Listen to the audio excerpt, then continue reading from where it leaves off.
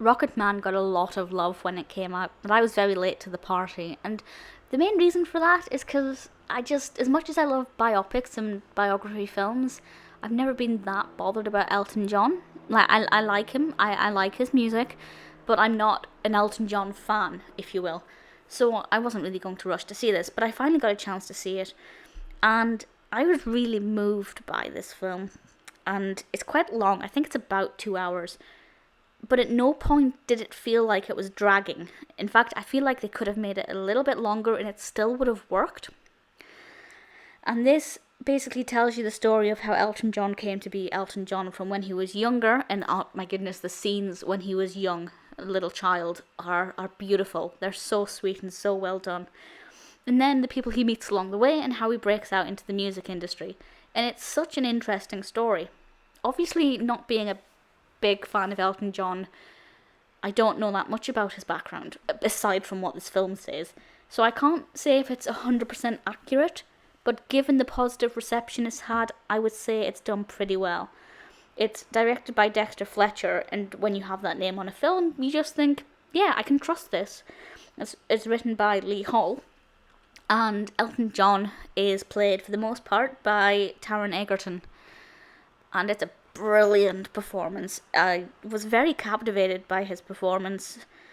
Again, other people may feel differently if they're a big Elton John fan, but for me, watching this as an average spectator, I thought he was brilliant. Jamie Bell's in it as well. There are not too many massive names in it, but everybody who is in it did a brilliant performance. Nobody really... Ooh, Alexia Kadim's in it. I didn't know that. I saw her playing Elphaba in Wicked. I must have not paid attention to that. But yeah, it takes us through his early years and then the issues he faced. There's obviously a lot of talk about sexuality and drugs and basically anything that was part of the melting pot of the music industry back in the day. Things that would cause issues, that would be stumbling blocks to progression. And it's really, I won't spoil it, because if you don't know much about him either, I think this will be very eye-opening. Certainly, I found it was. But there are things that he comes up against that are really quite emotional and really fascinating to learn about in this way. Also, the costumes are absolutely insane. While I'm waffling on to you about this, I'll see if I can find out who did the costumes. But they are absolutely beautiful, and we obviously get there's a lot of music in this, and I felt the transitions with the music was very, very effective. And I have no complaints about this whatsoever. It's not my favourite film in the world. Julian Day did the costume design. It's not my favourite film ever, not my favourite biopic, but that's because there are so many brilliant ones.